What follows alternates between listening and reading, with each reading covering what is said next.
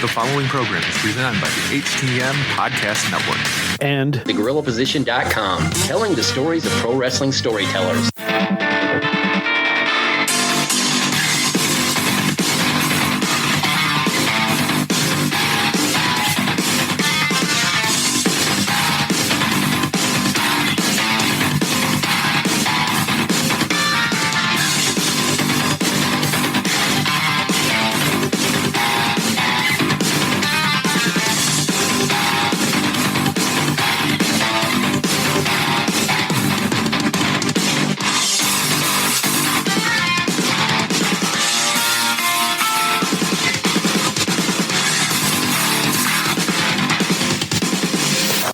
All right, guys, welcome to another episode of Turnbuckle Talk, powered by TheGorillaPosition.com and a proud part of the Roar Network, and presented by the Hitting the Marks Pro Wrestling Podcast Network.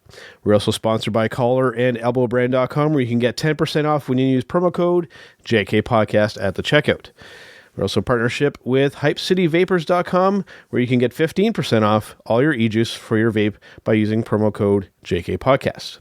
Can be found on Facebook, Instagram, and Twitter by searching at TB Talk Pod. As always, I am Big Joe. I'm Carl Carafel. All right, Carl, another week has come and gone in the professional wrestling world, and unfortunately, 2 weeks in a row, we do need to address a death that has happened in the world of professional wrestling. This week, Ashley Massaro, Carl. This one's, there's quite a bit to this one, but still a lot of unknowns at the same time.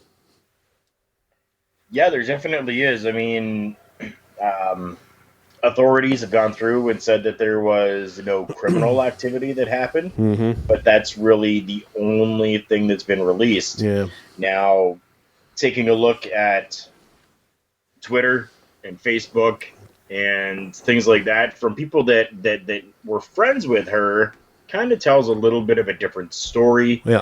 From the looks of things, I mean, just so that you know, people, she was only 39 years old. Same age as us, essentially. Right? She was our age. Yep. She has a daughter who's like 18 or 19, Yep. maybe a little bit older, something like that right now.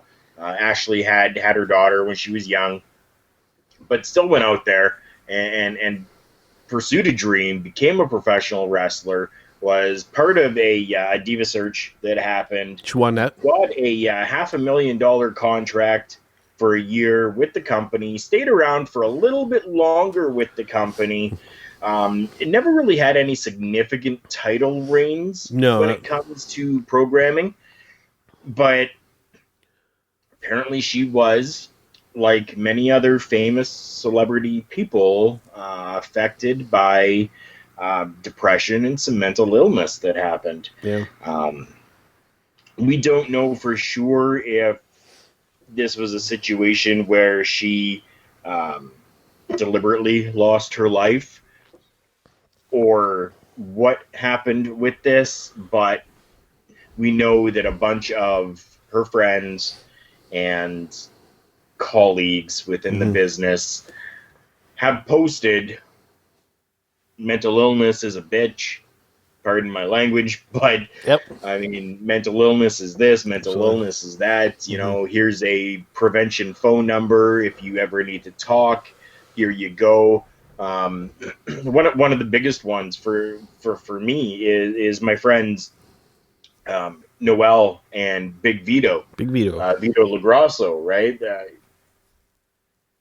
Both of them took to social media, and both of them said, whether you're friend, family, or fan, if you are going through something and you feel you have nowhere to turn, message us. Yeah.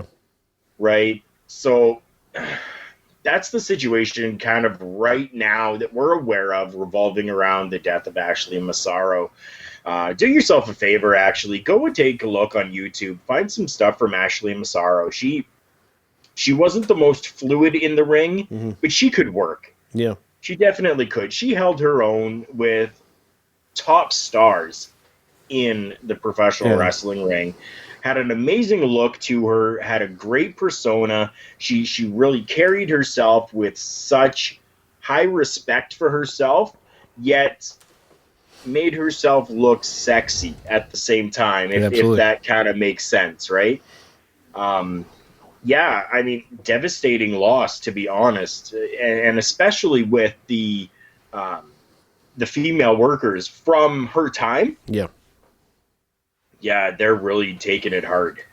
For myself, I mean, when she was really kind of, and she was very much featured, like she was very prominent, used a lot on television and whatnot. It was a time period where I wasn't really watching a whole lot of WWE specifically. She wasn't really one of my personal favorites. Subjective, you know, in-ring work kind of is what it is. I know she's very popular with a lot of people. You know, like you said, you definitely had to look in an age where female wrestling was barely on life support at that point. You know, and she definitely stood out the way that she looked, and you know, definitely had a presence. You know, and with this now, I mean, I'm just, you mentioned social media, seeing so many different things. You know, where with a person that age, and that, you know, immediately the assumption is suicide that everybody makes.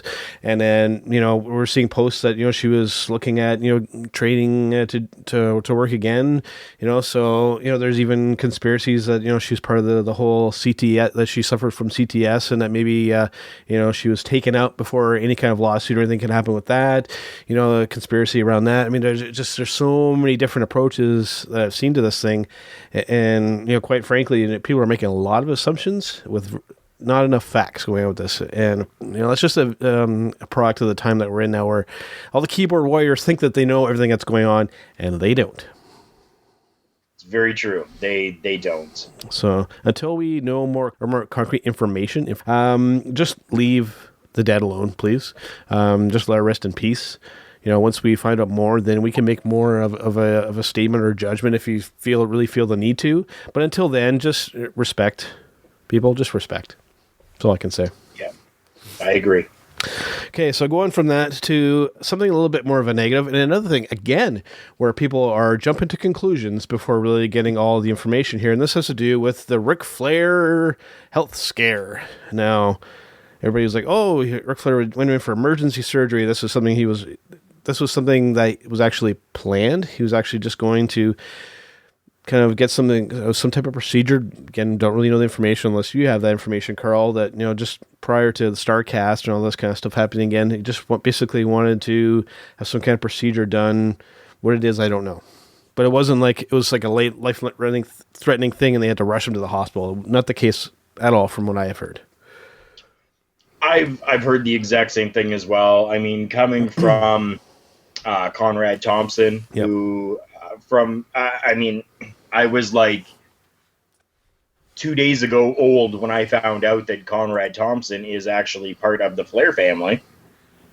He's like a son-in-law. Yeah. Right. So we're looking at Conrad Thompson, who's gone out there to say, people, calm down. It was just a procedure that he was going in for. There was no rushing to the hospital. Mm-hmm. His wife as well went to social media and pretty much said, listen, this has been planned. This is a scheduled thing that was supposed to happen. He went in day early, pre-op, do all of this, get everything done and figured out before the surgery, mm-hmm. and that's all that it was. There was no emergency rush to the hospital. Yeah. You know, so again, like I said, just people jump into conclusions, and I get it. You know, a lot of these quote unquote news sources and whatnot, they're looking for something to get people talking, to get those clicks and get people going to their sites and whatnot. I totally get it. But, you know, it being people like you and I, you know, doing a podcast, we're still we're still essentially the media. We're reporting about things. I think some people are just they're reaching for stuff. They see something very marginal kind of happening, and then they embellish it to get people interested to click on their stuff. And I get it, but at the same time, you know, we need to, again, like I said with the Ashley Massaro incident, and now with Ric Flair, like, we need to show a little bit more respect with these kind of things. I get the wanting to get attention, but this isn't the way to go about it. My opinion. 3 biggest things that sell in this world: controversy, sex, and death. Harsh realities. Yeah. I get it.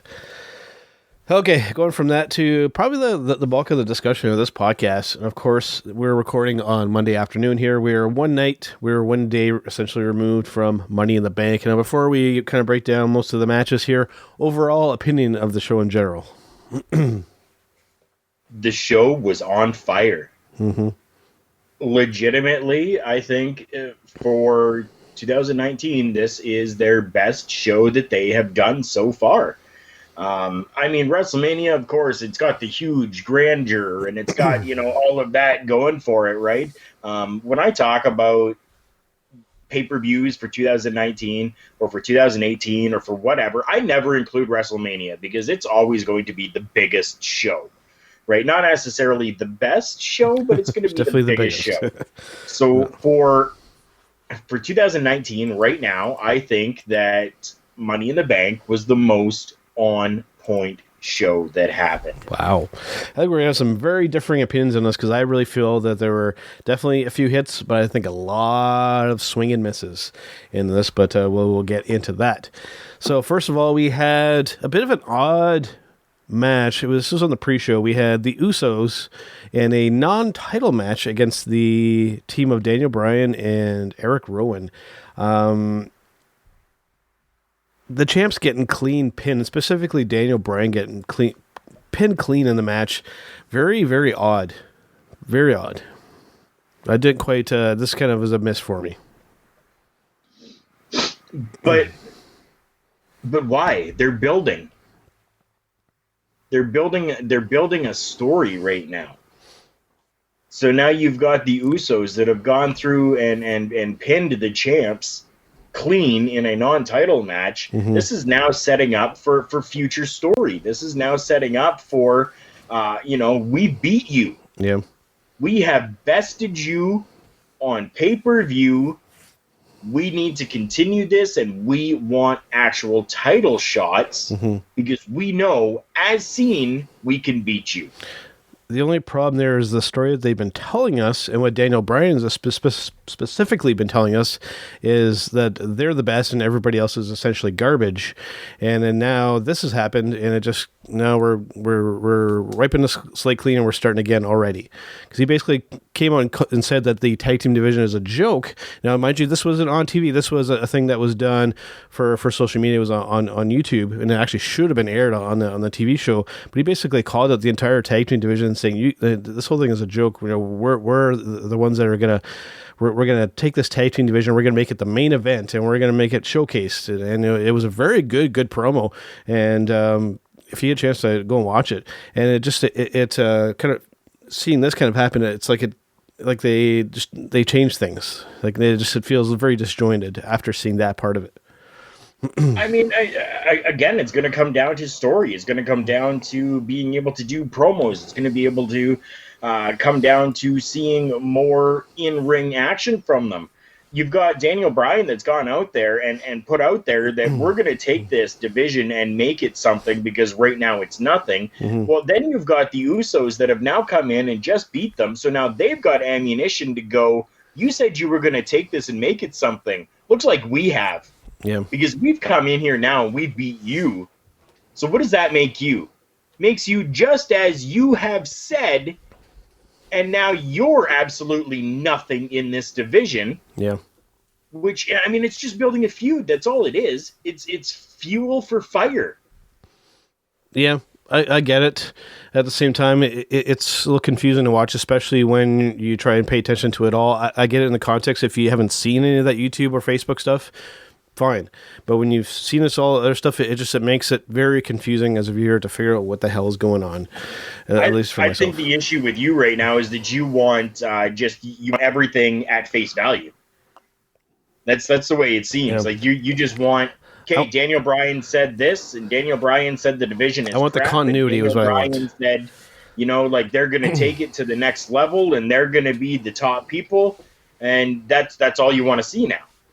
Right, because that's what he said. That's all you want to see. That's the bar that was set. Yeah. Right. Yeah. To me, definitely. But bars are meant to be overtaken. I get it. But so quickly, it feels like the continuity. For me, there's quite a bit of it in the show. Next, of course, one thing too with this is if you're somebody who really pays attention to the details, and for me, like I look at what may seem very minor, but to me, I see as big things is as we're kind of getting ready to transition from the pre-show to the main show, Naomi comes out, and then we leave, and then they do the whole intro thing, and then once all the beginning stuff and everything is started, we see kind of Naomi in the ring. Like I would just say, it was a very weird kind of a transition. This is the basic kind of stuff, and this is even on the TV show that they seemed to have forgotten of how to do, just transitions from things to things to things. Like Rick Vickery from the Hidden Marks Pro Wrestling Podcast, when Becky Lynch came out there, she came out and then stood in the ring while they did commercials. Lights go down, and then they come back, then they turn their music up again. Like, just it's really weird stuff that they're doing. Just the basic stuff when it comes to the presentation that they seem to have just kind of, they don't know what to do anymore. So we had Bayley in this match. We had Carmella, Dana Brooke, Ember Moon, Mandy Rose, Naomi, Natalya, and Nikki Cross, who has seemingly gone back to her crazy character, which is definitely a good thing. With this match, though, overall, it really felt like just nothing spontaneous. It just felt like it was very rigidly planned. We're just watching all of these specifically planned out things happening one right after the other. That was my impression throughout this whole match. It didn't feel like a spontaneous thing. Just because, and the thing with this too is that we've seen these types of matches so often that it's almost getting to the point where there's just nothing else to do in this kind of gimmick style match. Like that, it's already all been done. There's no surprises anymore. Okay, first I'm going to touch on the Naomi coming out, ending the pre-show, coming out, and then going into the main show. Pre-show is always put on for free. Absolutely. Naomi is one. You get the lights, you get the the neon colors, you get everything from Naomi's entrance, and you have that show on the pre-show, right? So then people are going to be, oh my God, that's the pre-show. The pre-show is ending. I kind of like that entrance that I saw there. She really pumped me up. Now they're going to go and actually want to watch the show. So there's that transition. Yeah. Because if you just kind of ended it, right, people are going, well, okay, that was a pre-show. Yeah, okay, I don't need to watch anything more. But you give them just that little nugget of, hey, look, this is what's coming up right now. Yeah. And then you come in. Okay, so in that aspect, I get it. If that's the case, though, they should have just showed her. They should have done it like what they used to do back with Stone Cold in the day where they just show him walking around in the hallways and the locker rooms and whatnot. Just show them, okay, this Stone Cold is coming out, and then we take a break and we come back, and his music hits and he comes out, right? That always felt like a great transition that they did. That they could have done something very similar to this, where they just show her, we're leading up to that. Oh, it's her coming up. And everybody knows what her entrance is. So you build up the anticipation instead of just showing it right off the bat. But that's the thing. On a pre-show, not everybody knows what her entrance is. At this point, don't we all though? If you're a regular viewer, that's exactly it. If you're a regular viewer, yeah. They are trying to put a free pre-show on there for those who are not regular viewers, right? Because their pre-shows go to Facebook. They go to Facebook Live. They go to YouTube. Yeah. They're all over the place. They're saturating themselves with these free pre-shows that they have to appeal to who hasn't seen this before. Yeah. So then you're going to get, you've got your 100,000 people, let's say, that are the regulars and are going to be watching the pay-per-view. But then you've got these 10,000 over here that have never seen this before. Yeah. So just to show, Naomi walking around in the back, as you've kind of said, does absolutely nothing. But if you show a little bit of her entrance, then these 10,000 people are going to be going, wow, that's pretty cool. I need to continue watching this now. Now, see, that has me thinking, though, because we're doing this to draw in these people. We see week to week the drop-off that happens during the show. How many of these people are seeing this and actually tuning into the show? How many people are just seeing this and just going, okay, I've seen that, and that's it? How many of them are actually, is that actually translating to them saying, okay, I've seen this, now I want to go watch the actual show?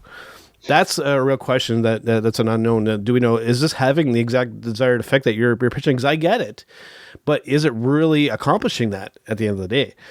That's the major question. And if I knew the answer to that, I would probably be doing this podcast from somewhere in Tahiti or something and not from Brantford, Ontario, Canada. Right?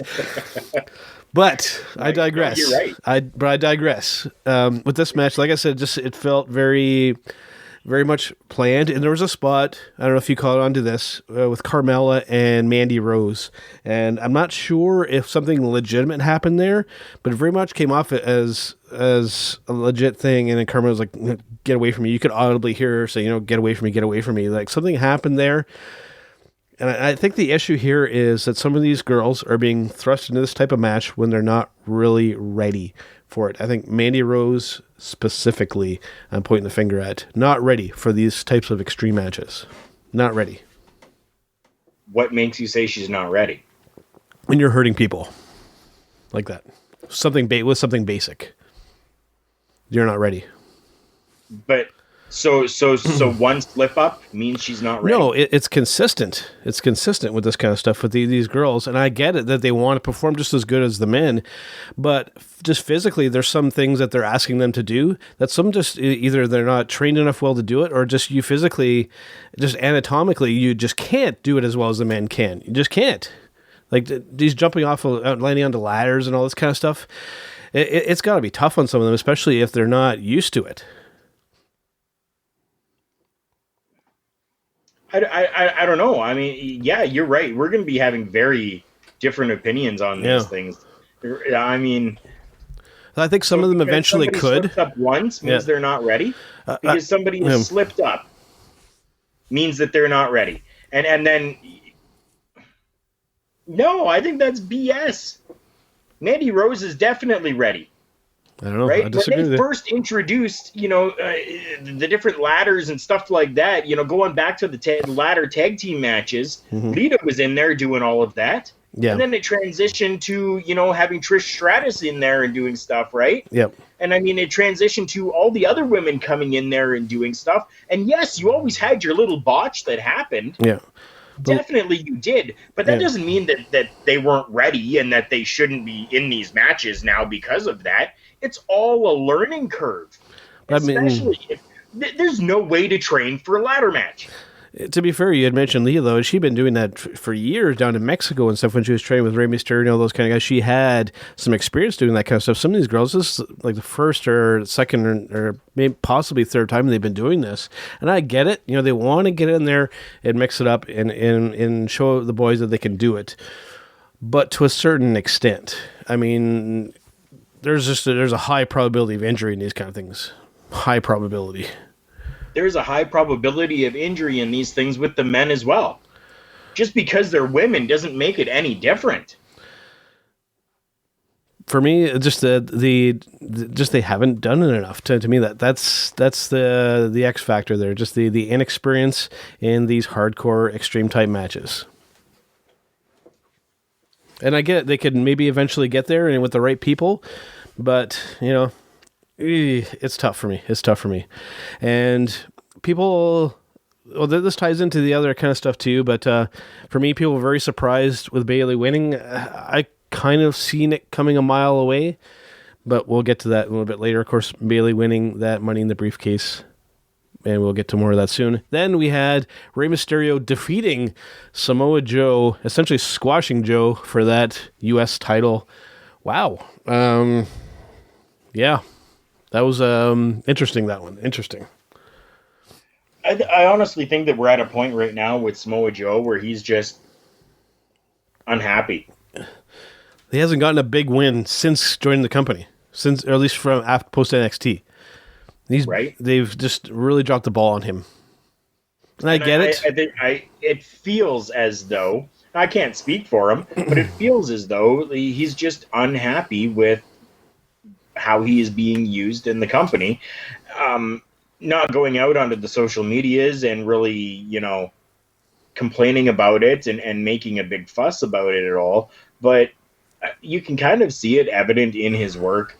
He just doesn't seem like the same Samoa Joe from years ago. Yeah. So, I don't know. Having Rey Mysterio go out there and squash him, it makes me wonder, is this something that Samoa Joe had said, yeah, I don't care, go ahead, let that happen? Yeah, it felt really throwaway for me. Joe, hey? It just felt throwaway, just in general for me. Like it's something that should be a great match. I mean, you have Samoa Joe, you have a legend in Rey Mysterio, and just so much more could be done with that. And just it's something that they've dropped the ball on. I just think that they're just focused elsewhere. It should be a marquee matchup at this point. But not every match can be a marquee matchup. That is very true. That is a good point.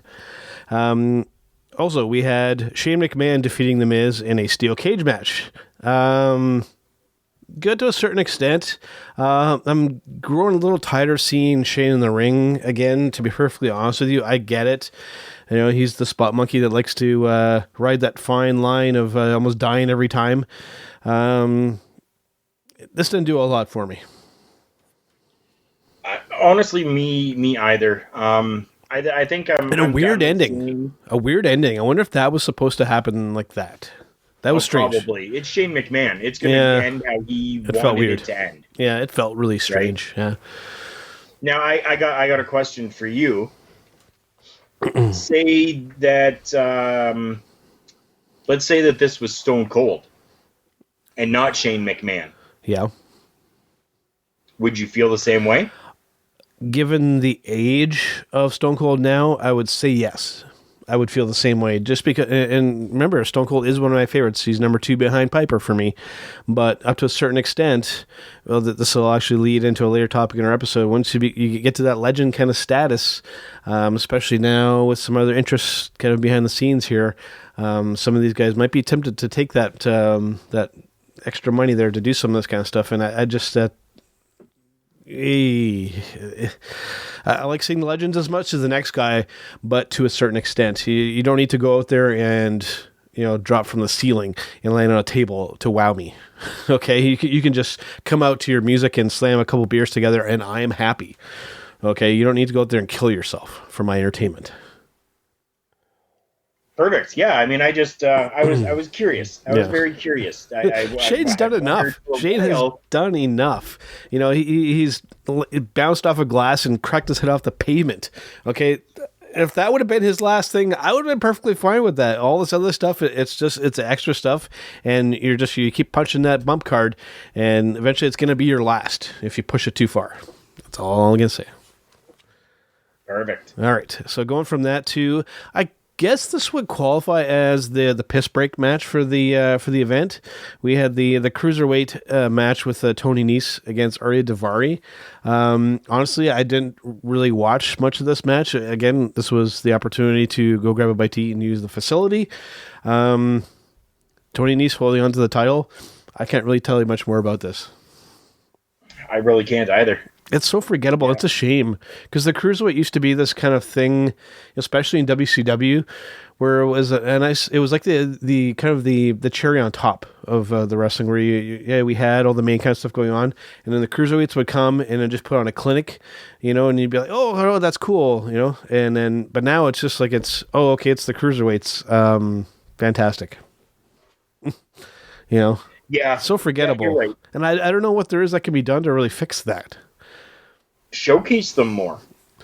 The problem is that the people in said power positions don't want to showcase them. Clearly, they don't want to.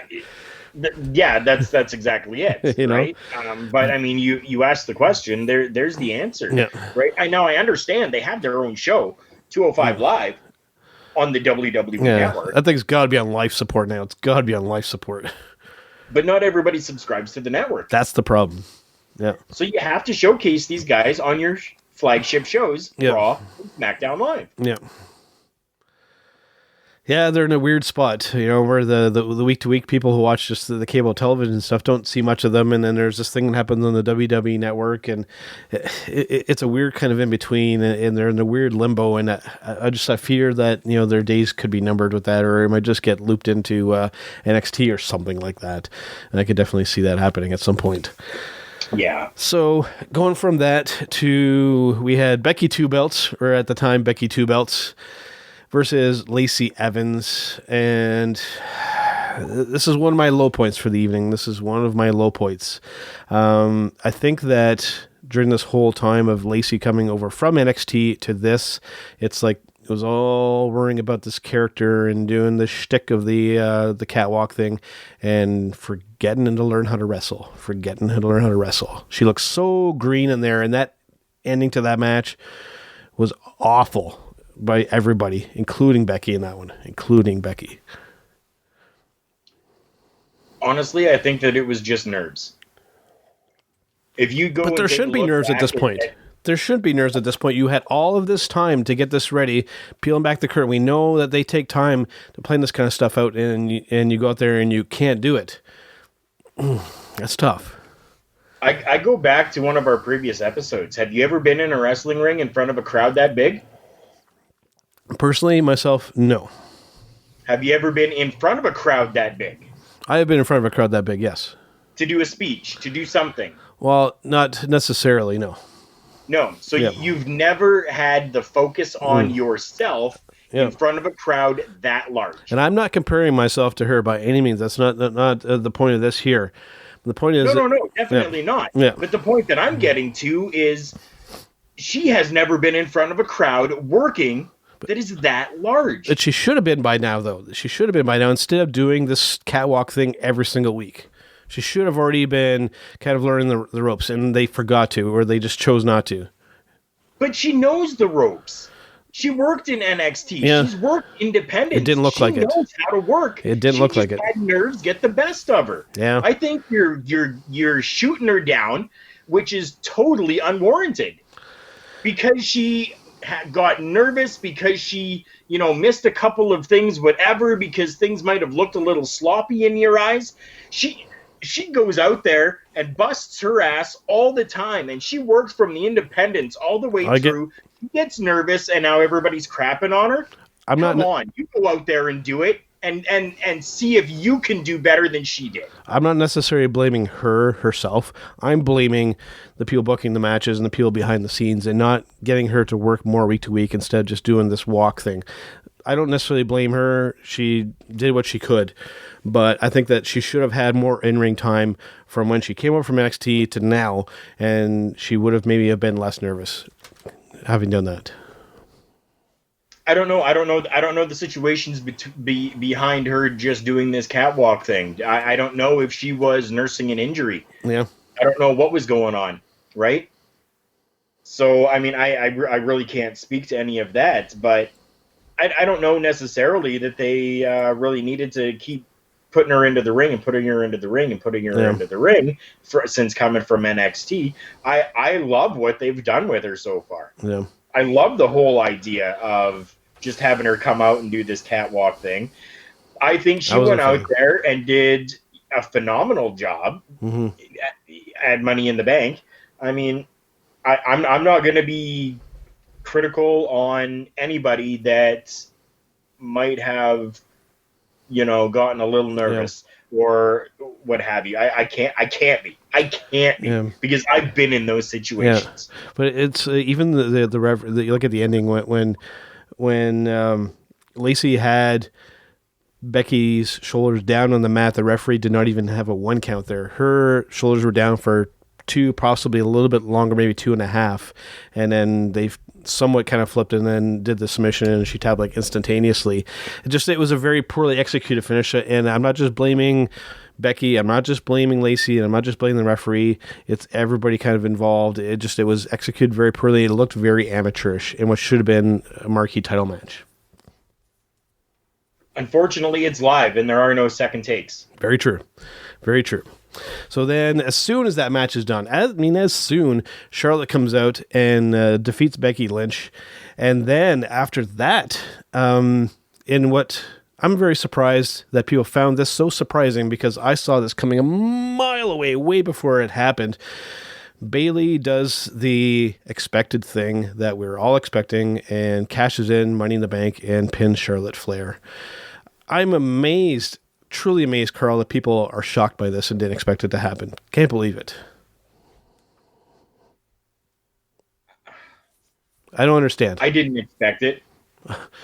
As soon as they kept going in the ring after the match was done, I knew it. Bayley's coming out to cash in. You could see it coming a mile away. There wasn't going to be anything there. They would have already have played the music and have faded away if they weren't going to do anything. They telegraph it too much, and it's been done to death already. That's why to me, the surprise factor just wasn't there. I was like, okay, I saw it. It's great. And I think they put it on the right person, but I just felt that it felt so played, like it's just been done.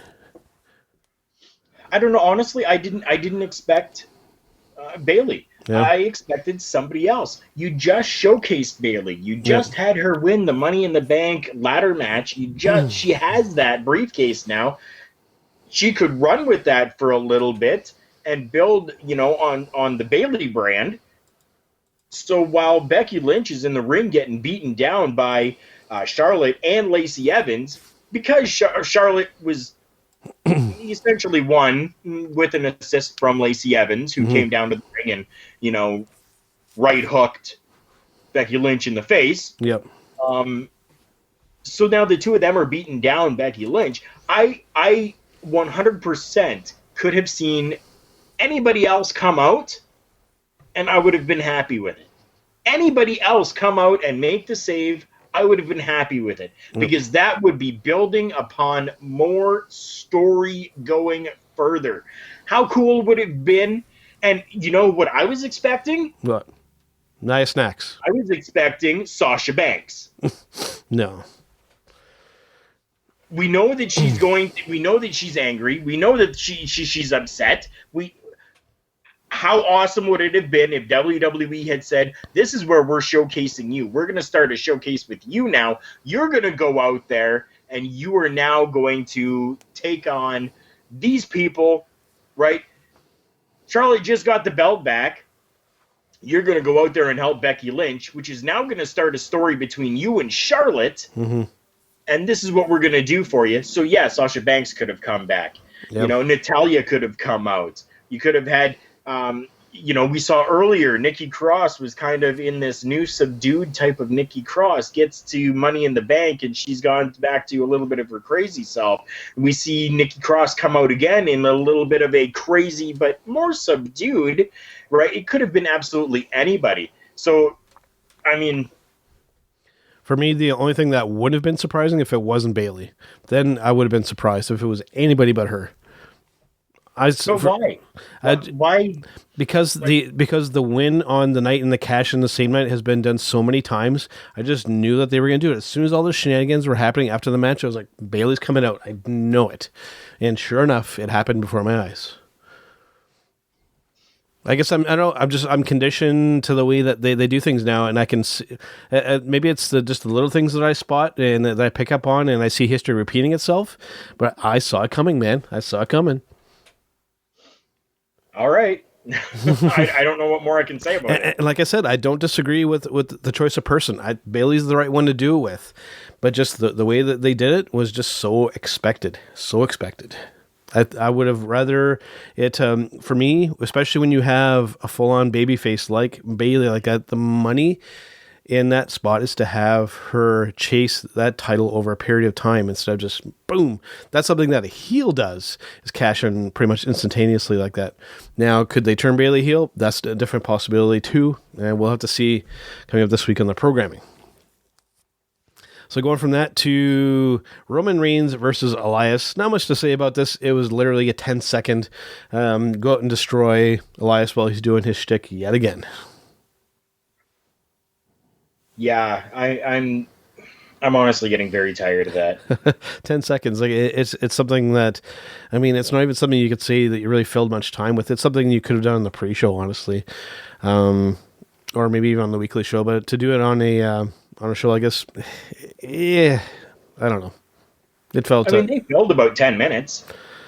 Yeah, with Elias doing 10 minutes worth of a match. He went electric. It was in the back. Yeah. In the back, you saw Elias hit Roman Reigns with a guitar. Yeah. And then you see Elias come down to the ring, takes an electric guitar, gets into the ring, does his little thing, and then you see Roman Reigns come out. As Elias is making his way to the back, Roman Reigns comes out, hits him with a Superman punch, throws him into the ring. 10-second little thing where he gives him a spear and then pins him. Yeah. Honestly, I love the whole Elias character and what they're doing with it. Just doesn't translate well in the ring. For the love of Jeebus, give him some ring time. Yeah. I don't know. Maybe they don't think that he can hack it. Then why would they even put him into this type of a? Who knows? I think it's something to, because I think that Roman I think they're still protecting him a little bit. They don't want to throw him right into the fire just yet, and I get that. You want to protect one of your top guys because he's probably still not 100%, to be perfectly honest with you, and I get it. I think that's the reasoning for it. Yeah, that could very well be. So going from that to the match with Seth Rollins versus AJ Styles for the WWE Championship of the entire universe. This was a great match, Carl. This was a great match until Seth kicked out of the Styles Clash. I was really, really good on this match until that happened.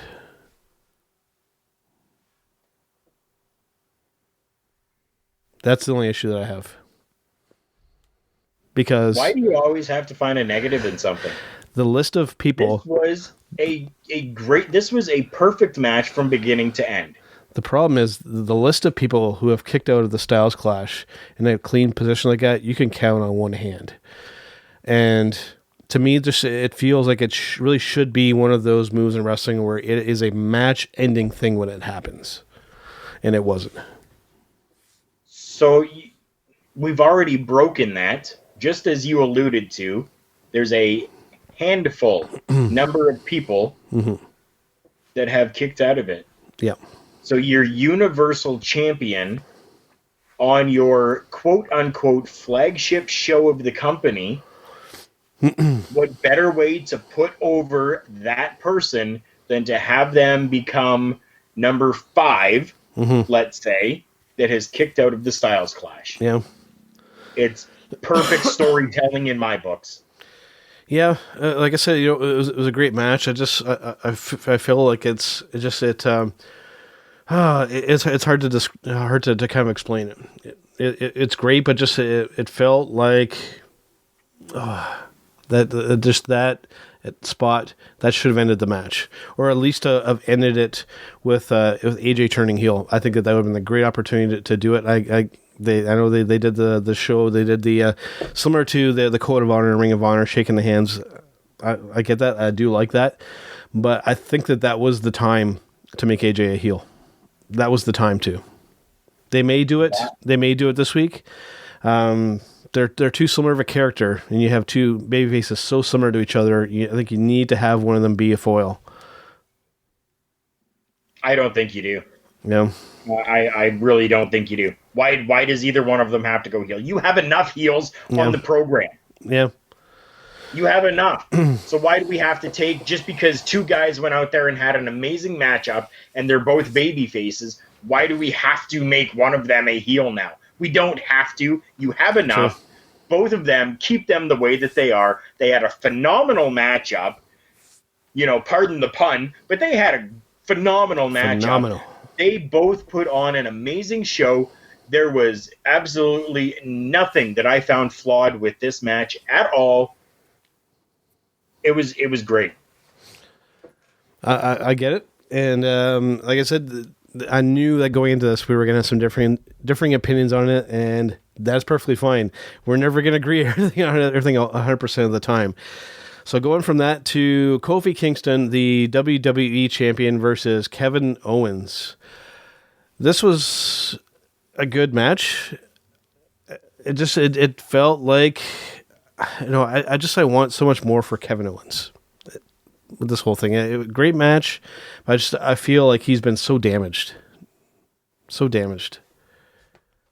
I don't know necessarily that he's been damaged. I mean, he's had his own issues himself. He's had his own health issues and medical issues and stuff like that. Yeah, I get it. So, I mean, again, you got to kind of figure, most of us that are hardcore fans, have seen Samoa Joe over the years, whether it's in, TNA, whether it's in Ring of Honor, no matter what company he's been with, where he has not had the amount of workload that they have within the WWE. So he's able to go out there when he was working for Ring of Honor and put on top 10 stellar matches because that's all he had to do once a week. Right? Now he's going out there, and because you've seen him put on amazing clinics in different companies, now people are expecting him to be able to do that in every single match that he has, whether it's on television or in pay-per-view setting, every single time that we see him. But the fact of the matter is, he's now out there working 4 days out of the week, sometimes 5 or 6 days out of the week, as opposed to just the 1 day. So, no, unless you are inhuman, there is no way that you can give the same that you had in the independents on a full-time basis within the WWE. Yeah. But when they did the whole thing with him doing the Big O thing with the New Day stuff, and even Kevin himself has been very critical. He felt like that turn from him being with them to being the heel, even he said that he felt that was just way, way too soon. For me, I would definitely agree. But, just more so than that, it feels like, his first run, he was winning titles and whatnot. It feels like he's just been downplayed since this. And I just don't want him to turn into a laughingstock. That's my biggest fear. It's Samoa Joe. Yeah. I don't think that, or it's Kevin Owens, sorry. I don't think that he is going to let himself become that. I hope not. He has enough pride and enough talent that if need be, all he has to do is say, I'm sitting out. Yeah. You don't have to release me from my contract, but I quit. That's it. I'm not doing anything more for you. Yeah. Right? You can just let my contract run and lapse. I don't care. Right? Like, I don't think that Kevin Owens would keep himself in a volatile situation. Before we get to the main event here, I have to just back up to the AJ Styles and Seth Rollins thing. It was something very seemingly probably minor to most people, but for me, it was something that it felt like a really big foul up, because I'm somebody who, when we do this podcast, I go through and I edit the audio, and I really try and fine tune things to make things sound really good, and not have things kind of in weird order or whatnot. At the end of that match, they actually played AJ's music. Seth had just won the match, and then they played AJ's music, and then they were like, they cut it, and then they played Seth's music. It really felt, why are we having production issues like this at this point with this company? We shouldn't be. That wasn't a production issue. It sounded like it was. Seth Rollins won the match. Seth Rollins' music was playing. AJ Styles was leaving.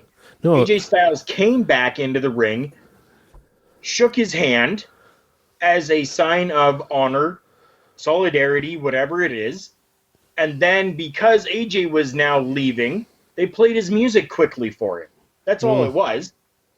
It was a matter of AJ Styles was the bigger person and went in there, congratulated the champion. So we gave him we played his music for a couple seconds, whatever there. By the time AJ Styles got halfway up the ring, because the camera was still on him, then they switched it over to Seth Rollins' music and went back into the ring with Seth Rollins. That wasn't a mess up. That was totally planned. That's exactly how that was supposed to go. Like I said, this might just be my perspective, because I'm somebody who's really picky about audio and whatnot like that. When I hear something like that, it just immediately was like, issue, right? But, you may be correct, but I have a feeling it was a bit of an oops there. It could be a combination of the two. I'm telling you, there was no oops there. Yeah. Go back and watch other matches where stuff like that's happened. It is a constant that they do that. Yeah. Where the loser will go back into the ring, shake the person's hand. Their music plays for a little bit, and then it goes back to the winner's music. Yeah, you may be right. It's happened many times before, and it's going to continue to happen. Okay, so going from that to, like I said, to our main event here. This one might get a little touchy on this one, but we had the Money in the Bank ladder match for the man here. We had Ali versus Andrade, Baron Corbin, Drew McIntyre, Finn Balor, Randy Orton, and Ricochet. This was fantastic. They went for probably about, I would say, time-wise, I'd say probably about 18 minutes or so. Lots of great spots, lots of crazy kind of stuff here. I'll let you kind of give your opinions about the match, for at least for that first bulk of that, what you thought of that part. All of it was fantastic. Mm-hmm. I mean, they all went out there. They put it out on the line. I mean, there were some crazy spots that happened, right? Like, I mean, a power bomb onto the ladder, Yep. onto a ladder that was set up between, Yep. on the rung of a ladder and then the ring ropes. Right, like that's probably the biggest highlight, Mm-hmm. I guess you could say, from that that actual matchup, right? Yep. And I believe it was who was it? Was it Ali and Finn Balor that? I know Ricochet went through one of those big ladders as well. Okay, Yeah. If I remember Finn Balor bouncing Yeah. off of that Yeah. ladder, right? Like that for me, that's what sticks out in my mind. Yeah. But I mean, other than that, like the entire thing was great, and I mean, we're gonna get to the ending, which I loved as well. But I mean, we're gonna come to the ending very soon. But what are your thoughts now on the matchup before this ending happened? Again, I'm right there with you. I thought that the first 18 minutes of this match were fantastic. You know, they hit every necessary spot for a ladder match. Lots of great stuff. Lots of wow. Lots of holy S moments. And then what happens? We have Brock Lesnar. First of all, the ring is clear. Brock Lesnar comes out, sets up a ladder, climbs up and grabs the briefcase without doing anything else. This had me seeing red, Carl. I mean, I'm as much of a Brock Lesnar fan as the next guy, but all these guys gave their heart and soul in this match for 7/8 of this match to have a guy come in and not even do an offensive or defensive maneuver and climb up the ladder to the briefcase. To me, I might be overstating this, but this is just a giant middle finger to all of those guys that busted their ass in that match. I think your seeing red has temporarily blinded you because Ali was on that ladder. Well, Ali was right at the very tippy top of that ladder. He had the briefcase in his hand, holding it from the bottom, reaching up towards the top to unclasp it, and then Brock Lesnar's music hits. Brock Lesnar bolts down to the ring. Ali standing up there in shock. Lesnar comes in, pushes the ladder over, which then there's his offensive move, takes out Ali, sets up the ladder, climbs it, takes the briefcase. I am very happy with the way that this ended. You went out there and you had Brock Lesnar doesn't need to go out there and put on a huge spectacle to get over with the crowd. He's already over with the crowd. Yeah. You had all these other guys who you can take and showcase in different aspects, go out there. They did an amazing job with that ladder match. Each one of them got to showcase something great from themselves. Now, had Brock Lesnar come in and gone on the offensive with all of this, it would have made all of them look like they are absolute trash. Yeah. But no. Smartly, they let all of them go out there and do exactly what they do and put on an amazing show, and then have Brock Lesnar come out there, do absolutely nothing to overshadow what they've done, but take the briefcase. Yeah, see, to me, it has the reverse effect. Like, especially if I was, specifically Andrade and Ricochet. I mean, I get it. I mean, you knew you were going to lose despite of everything you've had to do, but I would be just, I know beyond character-wise and whatnot, I would be so pissed to know that I did all of that only for this guy to do the least amount of all of them to win that. There's got to be some bitter feelings there. Got to be. You would think. Somebody's going to be bitter in this. Somebody. Okay, I'm going to put this out there. If you are going to be bitter over being able to be showcased in an amazing It's not a matter of Money in that. the Bank ladder match. Let me finish. make the amount of money that you have because of this ladder match, and you're going to be bitter because you didn't win the match? You're going to be bitter because someone came in and they put the briefcase, gave the briefcase to somebody else? If you're going to be bitter over that, get the hell out. You do not deserve to have a spot in the WWE. You were there as a worker and essentially as an entertainment actor. You go out there and you do the job. If you are pissed off and upset over that and have hurt feelings, take your butt hurt and go somewhere else, because it doesn't belong in the WWE. That's what you're there to do. I understand. I understand that feeling. At the same time, I mean, there's in some way, I don't know, for myself as a fan, I mean, I would have loved to have seen specifically either an Andrade or a Drew McIntyre to have gotten this. I think especially a Drew McIntyre. I mean, he was so forgettable in this match. Didn't really do a ton. I can't really remember anything specifically that he did. I think somebody like him, I don't know, it would have gotten so well over with me. Again, I get the whole Brock Lesnar thing, the part-time ass kicker and all that. I get it. But at the same time, it left a bit of a bitter taste in my mouth. And you feel differently, and it's all good, man. It's all good. We feel differently. It is what it is, man. It is what it is. Yeah. So this actually turned into one of the longer discussions that we had about a pay-per-view in a while. You know, we're already at almost an hour on this recording, and mainly just talking about this. So this is a good thing. You know, for those of you listening who think this is just me and Carl arguing, this is a good thing. This is going back to when it was the Monday Night Raws. We used to debate about this kind of stuff. Because up until this point, it's very, very much like, this happened, this happened, this happened. And we all kind of agreed with each other. So the fact that there is a bit of a push and a pull here, in my opinion, is a good thing. Oh, it definitely is. And for us going this long, talking about a pay-per-view, I go back to my sentiments at the beginning. Yeah. This pay-per-view was one of the best ones of 2019. It was on fire. I disagree. Anyways, going from that to something pretty cool, I think that we can all kind of agree on multi-fronts here. AEW, we know now they are going to be on TNT. This is a big thing, and one of the coolest things that I kind of saw, I don't know if you picked up on this or saw this, but they did a thing. It was straight out of Monday Nitro with the AEW with that flaming kind of logo that looked like Monday Nitro. That would I get like goosebumps just kind of thinking about it now, right?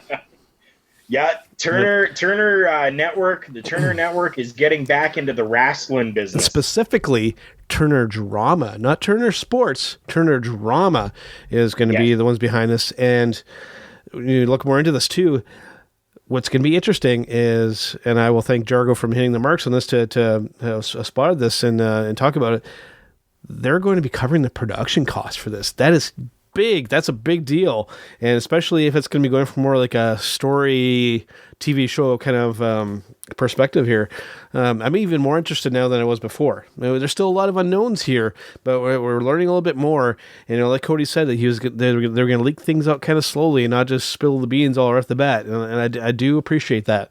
And this has me legitimately excited now, because we didn't really know all that much, but we got a little bit more information to kind of whet our appetite here.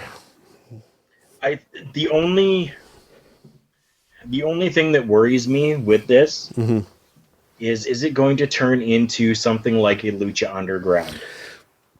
I get it. And don't get me wrong, I love Lucha Underground. I think that what they have done with Lucha Underground was phenomenal. It was great. It was amazing to see kind of a soap opera-esque show come out as based around professional wrestling.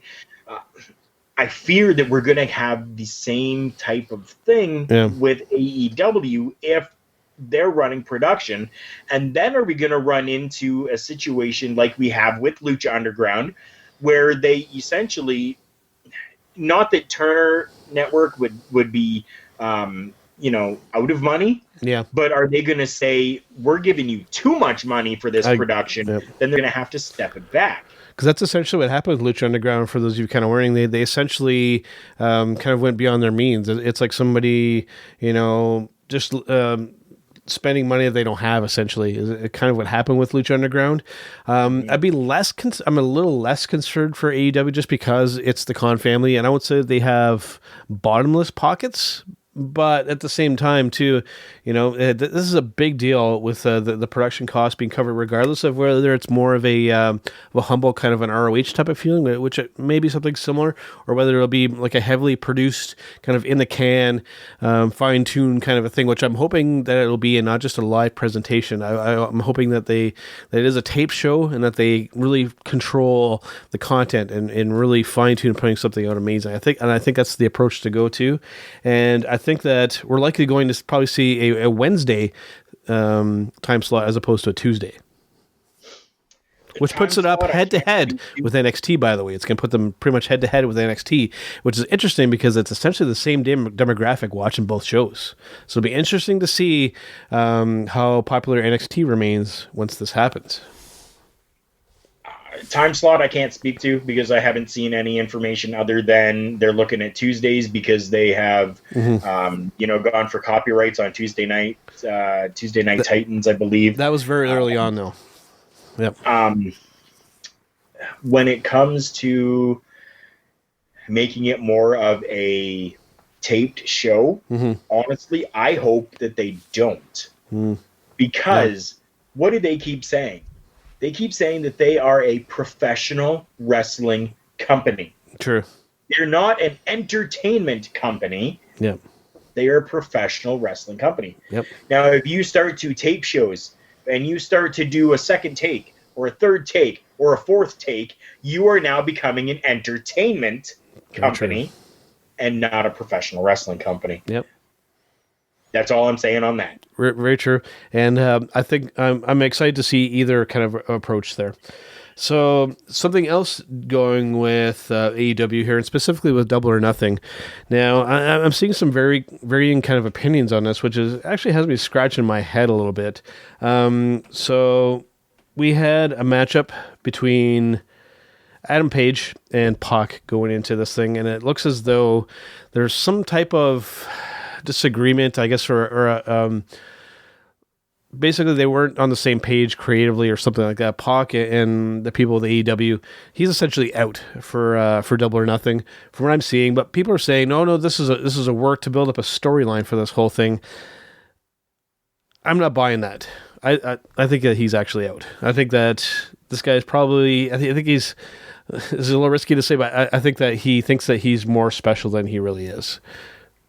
And for those of you who don't know, Pac, formerly known as... That's Neville. What? That's Neville.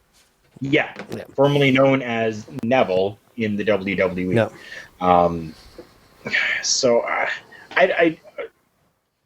it's still way too early. I have no clue. I have no clue what to think on this right now. We know the situations of Neville and the WWE, where essentially he said, I'm not being used properly and I want out. So they just kind of let him go. It would make sense for storyline.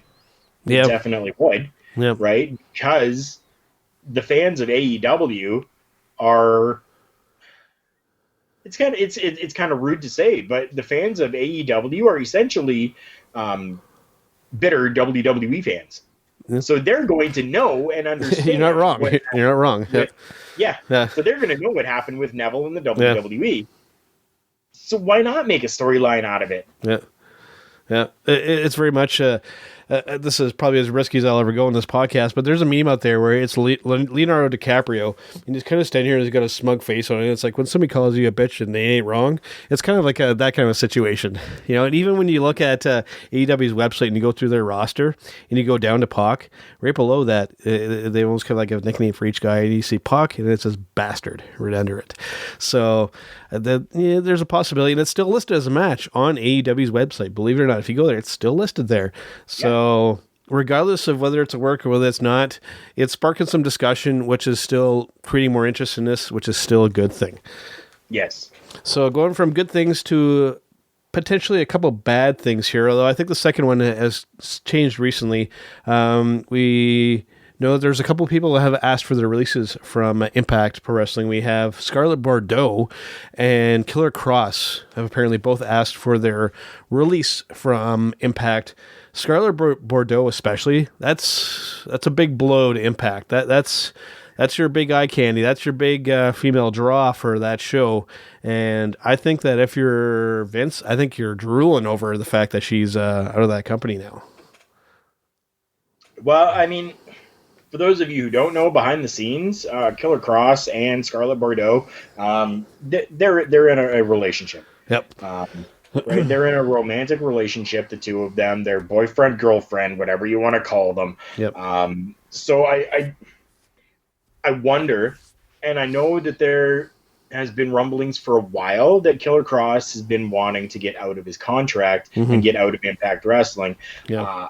Is this just a matter of Scarlett saying, I want to stay with my boyfriend or I want to stay with my significant other? It's possible. And that's why she's asking for her release as well? It's definitely Makes possible. me wonder. Because we saw a similar situation with Andrade and Charlotte Flair, right? Basically, they kind of got separated there, and they were like, oh, no, and they actually allowed that to happen. It kind of threw a wrench into that whole superstar shakeup thing, but that's besides the fact. And also, there was a third name tied to this, although I'm pretty positive when I'm seeing that the situation has changed, because Jordan Grace was also a free agent. Like, I don't think she asked for her release. Her contract essentially expired, but before recording, I actually saw that it looks like she has renewed a contract with Impact Wrestling for the time being. She looks like she's still there.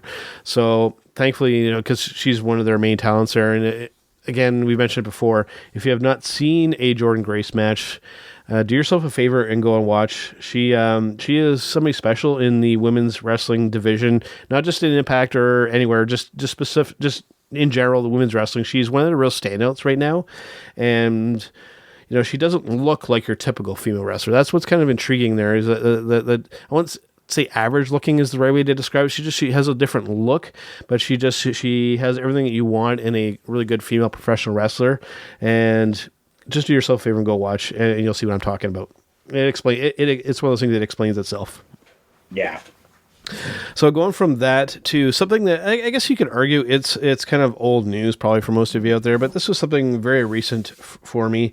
For a while now, this documentary has been out, and specifically this is the HBO documentary on Andre the Giant. Of course, probably one of the first real legends in the professional wrestling business. Finally got to sit down and watch this, and I gotta say, just in general and just overall, wow. I mean, just so well done on every front.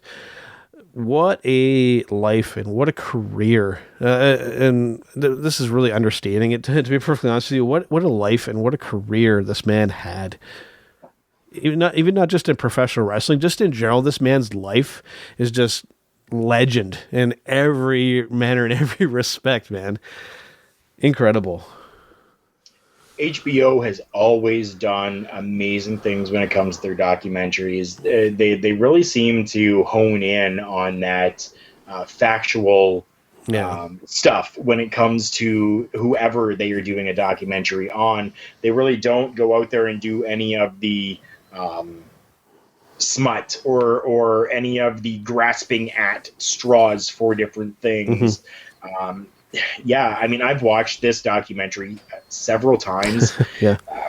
For me, it was emotional to watch it. Yeah. And I know, like, you and I kind of discussed this as well. And it's for me, anyways, it was emotional to watch. Yeah. My father was able to actually meet Andre the Giant in Winnipeg, Manitoba, Canada at one point. I wish I would have gotten the chance to meet him. Like he just was the most gentle giant, I guess, is how you could describe Andre. And they really brought that out and brought that through in this documentary. But they also let you know that, if you pissed him off, he had his other side too. Yeah. If there was anybody that personified the expression larger than life, it's Andre the Giant. He probably, if you were to look up that expression in the dictionary, his face should be listed right there. I mean, the man, just every aspect of his life is just full of legend. Whether it comes to his experiences in the ring, whether it comes to the issues they had with his drinking and all that kind of stuff. So I just the man's. It's almost borderline on. It's going to turn into like a myth almost at some point. It's going to be something that I think that, as fans of wrestling, I think it's something that's always going to be talked about. I mean, the guy was the first person in the WWE Hall of Fame. I mean, and for me though, the real interesting, I thought, not to downplay anything else in this documentary, because it was all fantastic. For me, the part that really drew me in, was the match with the talking about. Yes, this is something to do with Hulk Hogan, with the match at WrestleMania 3 and some of the behind the scenes kind of stuff there. There's some, I thought I knew a fair amount of what happened there, but to learn some of the real kind of inside stuff there, I found that so interesting. And yes, it was coming out of Hulk Hogan's mouth of all people, because I am not a Hulk Hogan fan. I may have been very vocal about that, but even listen to Terry Bollea, I'll call him in this situation, because this was not Hulk Hogan talking. This was Terry Bollea talking to us here. And to hear how essentially Andre kind of dictated what happened in this legendary match, I found that fascinating. That pretty much until the moment they went out there, Hogan did not know what was going to happen. And I don't think even Vince knew. They were just, it was like, Andre's calling the shots on this one, essentially.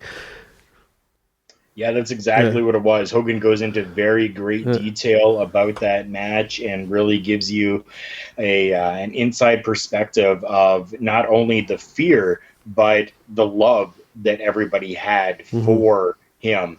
I mean, you loved the man so much that you allowed him to take control, right?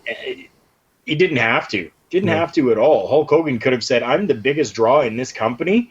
It doesn't matter what you say. We're doing things my way," right? But then you run the risk of Andre, shooting on him. Yeah, and, very weird.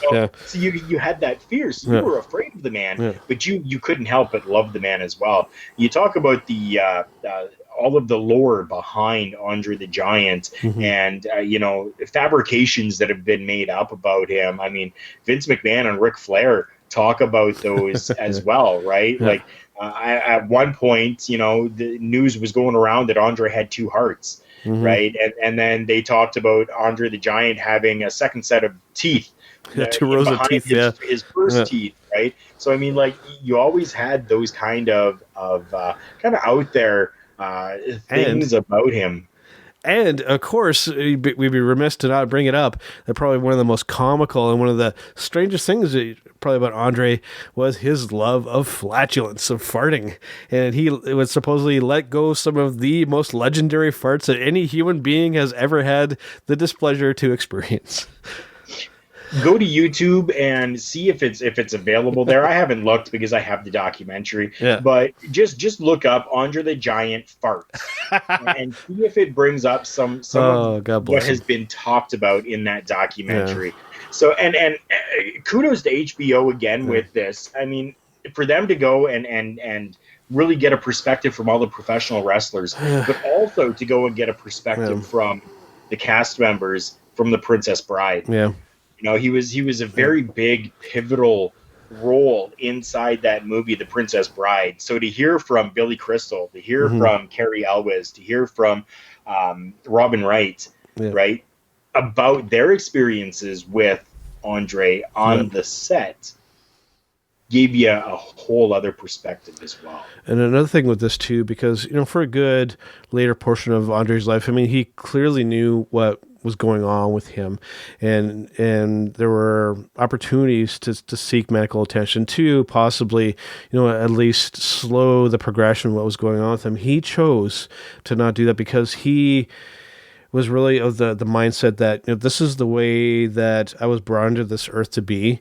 This is what God essentially gave me, and he felt that that would possibly change that. Like he felt that this is a gift that he was given, and that if he were to change it, that would kind of take away from things. So he lived life on his under his conditions, and wasn't going to let anybody dictate that. And So, God bless him. And for those who know me really personally, I'm not really a big religious person per se, but I mean, God bless Andre the Giant. And, I think that this is maybe a weird way to kind of say it, but I'm going to say it anyways. The way that Andre passed away, I think, was almost kind of very fitting for the life and what he had to go through. I mean, the man essentially, to break it down for you folks here, he essentially died of a broken heart, for lack of a better term. And sad to say, it almost kind of is a fitting way for Andre to have gone out. Yeah. So, if you haven't had a chance to see this documentary, I mean, if you're a wrestling fan, or if you're just, if you like good documentary films, at the very least, go and check this out. I dare anybody to be disappointed by this. It's going to be enjoyable regardless. And like I said, if you're any self-respecting wrestling fan, go watch this, and you'll really get an eye into it, and you'll see what really professional wrestling was really like back then. I wish that some semblance of that could come back, but I mean, there's never going to be anybody like Andre. Never, ever again. Never. All right, Carl. So, excuse me, we are running a little bit long here, but we're going to take a brief break, and we're going to come back with our Showstopper segment, and this is going to revolve around titles, and more shows and whatnot, and everything kind of revolving around that. So we'll take a brief break here, and we'll be right back. Independent contractors in the professional wrestling industry, if you're looking for a way to put the power of the media in your own hands, contact Pinned LLC.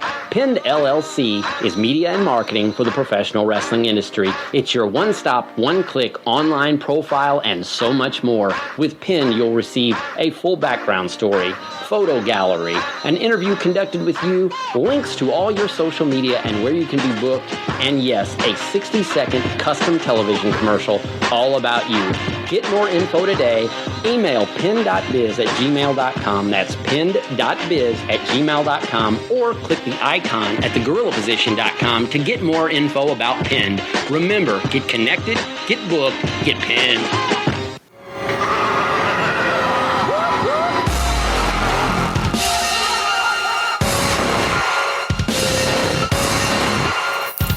Hi, this is Avis, host of Tables, Tables and Chairs, and you're listening to Turnbuckle Talk on the Hitting the Marks Podcast Network. Cheerio.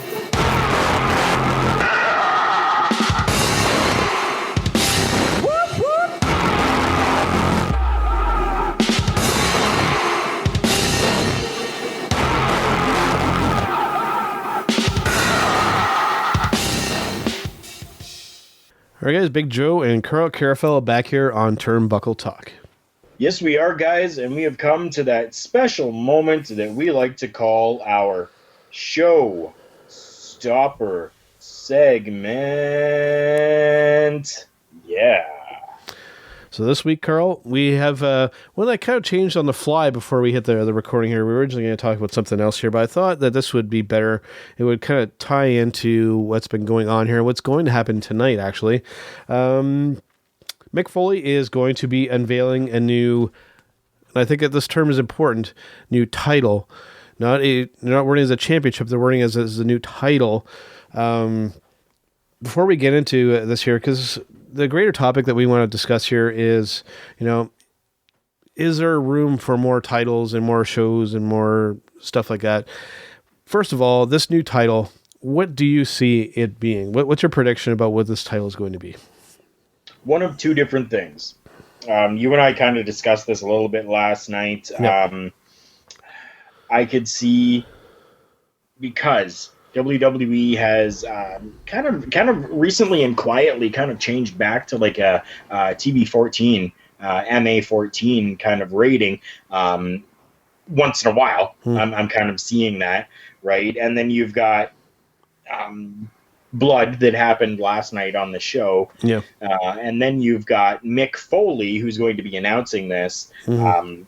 What better way now for the Fox network, who wants a little bit of edgier content, to get that edgy content by bringing back a hardcore title belt. Mm-hmm. So that's number one, hardcore championship. Number two, we just had Vince McMahon come out, and Vince McMahon decided that he was going to introduce the wild card happenings with people and the shows. So let's bring in a wild card championship that is going to be defended by whoever the holder is on main roster and NXT shows. Oof. Okay. So we've got those two. Those are my kind of thinkings after I kind of wrap my head around things. So we've got the Hardcore Championship and the Wild Card Championship. Okay. Yeah, I could definitely see those. I think half of mine kind of is similar to yours, but my other one is very completely different, which I'm happy about. So my first one would definitely be that Hardcore Championship. Mick Foley unveiling it is definitely kind of a bit of a hint there. My only concern is twofold. If a Hardcore title is going to be coming back, it needs to replace a title. It needs to not be an additional one. My immediate feeling would be replace the U.S. title maybe with it, but that's kind of a strange possibility there. And as well, that I just don't know if there's going to be enough extreme content to justify a title for that type of thing, unless they decide to go down that path again. My other thing is that this is tying into the Saudi thing, and that Mick Foley is going to be unveiling a Legends Championship. I think that is the more likely thing. And along with that, I have some very, very, very large concerns about this said thing. And this ties into the beginning of our show last week with Silver King dying in the ring. He was a bit of an older kind of guy. We're going to be having Legends. We have Mick Foley here. You know that possibly with enough money, they might be able to draw him in. If we have too many of these aging legends competing in the ring, Carl, there's a potential for some disaster here. And I don't mean just bad booking or poorly executed matches. I am saying that somebody's going to die in this ring if they're not careful.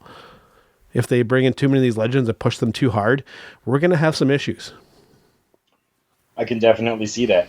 And I don't want to see that. I don't want to see Mick Foley or one of our childhood heroes. I don't want to see one of them go out this way. I don't. For the sake of a little bit of extra money in your pocket, it's not worth it. Very, very true. Very true. You know, for this extreme, I would rather see the Hardcore title than this Legends title, to be perfectly honest with you. Even though it may just be another additional title, I would rather see that than to see one of our heroes go out with something as foolish as doing a Saudi match for these guys and then to have them die or something like that. I know that's thinking a little extreme here, but I mean, the potential is there if not done properly. Are you figuring that you're pretty much set on the, now, what about this wild card one? Do you think that there's maybe more of a potential in that, even though it is just an additional title? Honestly, I think that there could be. I mean, how many championships are we going to have then? It's gonna even more crowded, eh? As many as they want to have. I mean, you've got these people, and I mentioned it earlier, right? Yeah. If you're not happy, get out. Sure. Right? But the WWE wants to be this leading force in sports entertainment, so they're going to want to try to please as many people as they possibly can. I get it. So if that means bringing in another championship belt for 10 people that are upset, would you rather just bring in another championship for that, or would you rather lose those 10 people? Sure.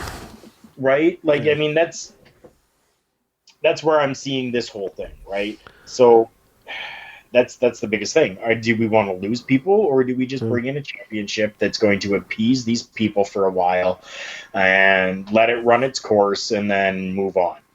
What are the possibilities that, I won't say that they'll call it this, but I think, what about the chance of them unifying the WWE title and the Universal title? What are the chances of that? I could see it. Yeah. Definitely I could see it. I mean, it's something that's been talked about for a while, right? Yeah. I think a brand new redesigned WWE title and getting rid of the other one and the Universal title, I think that would be the high road to take. These other ones, I feel that it just makes things even more crowded and kind of convoluted. And that Legends title, which I think is a good strong possibility too, I have too many fears around that with these aging talents roughing it up in there. I would much rather see the two marquee titles just unify them, whether you want to call it the Undisputed title or just the WWE title, whatever it is, just combine them. I mean, guys are crossing over brands anyways. I don't say that brand split is totally dead, but I mean, it pretty much is essentially for especially if we're doing this wild card thing anyways, just unify the title and just be done with it. I think that's the way to go. I think so as well. I mean, that's something that we've talked about before, and I think that's a very big possibility and a good thing that they should do. Yeah. Why not? Do we really need the two different titles on different brands? No. No. Just have one championship belt, and that championship is defended across both shows. And you have more people vying for that title instead of splitting up that group. Like let's say theoretically you have 10 guys and 10 guys.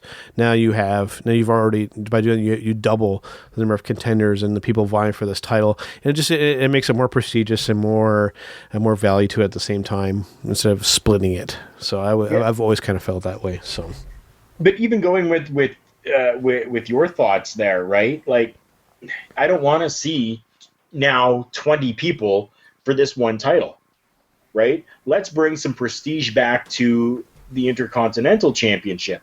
Yeah. You've got your 20 guys across both shows. Well, no, whittle it down to your 10 to go for the World Championship. Those other 10 are now going to vie for the Intercontinental Championship, which is the stepping stone to the World Championship, and bring that prestige back. That's a good point, too. Instead of 20 people at one title, you've still only got 10, but you got 10 more to build that other belt. That's a great point. And we mentioned before, too, where that Intercontinental title really was that stepping stone to the main event, whereas now you have guys that win the world title before they win the Intercontinental title. So then you get that impression or that feeling where it's a step backwards, which is not what it's supposed to be. The Intercontinental title was the stepping stone to the main event. That's where you really honed your skills and you really, really worked to gain favor with Vince McMahon and everybody in charge that, hey, I'm the main event guy. I want to vie for the main title now. And that's what it should be. And I think that making that the furthest up title, make it just one title, and I think then it would filter down to that and go along with your scenario, which I totally agree with. Yeah. All right, Carl, that's a good way to wrap things up here. We had some great discussions about a lot of things this week. We covered a lot of territory this week, man. But before we wrap it up, let's make sure and talk about our sponsors. Sponsors include HypeCityVapors.com. If you are a vapor like myself, go check out HypeCityVapors.com. You can get 15% off your entire e-juice purchase when you use promo code JKPodcast. As always, I am wearing my Collar and Elbow brand hat. Go and check out collarandelbowbrand.com. The link to our little space there is available on all of our social media, which can be found at TB Talk Pod. Go check out collarandelbowbrand.com. Use promo code JKPodcast and get 10% off your entire order, including any of their clearanced items. And of course, to listen to the podcast, you can find us on Podbean, which right now, actually, if you guys aren't aware, if you haven't been following our social media, we're actually in the featured section of Podbean there. And a little news break for you, Carl. We are very fastly approaching 1,000 followers on Podbean. So a very cool thing there. The numbers have been climbing since we've been featured on there, and that's been very cool. And of course, we are featured on iTunes, Google Play, and a lot of those other podcatchers out there. And as well, of course, we are powered by thegorillaposition.com and a proud part of the Roar Network and part of the Hitting the Marks Pro Wrestling Podcast Network as well, with tons of great content there to check out. Whew. That's a lot of stuff. All right, Carl, let's wrap it up, and we will see you guys on the next one. See you real soon. Tired of mainstream media lies and deception? Need a hard dose of reality? Put on your sunglasses, swallow that red pill, and tune into London Rising, your epic mix of music, news, and freedom. Tune in weekly with me, your host, Gunstar Hero out of London, Ontario, Canada, as I mix up breaking news, hard-hitting commentary, trigger warnings galore, an eclectic, epic slate of unforgettable music tracks, including metal, punk, classic rock, country, and even some hip-hop in for good measure, only on the Podbean Network.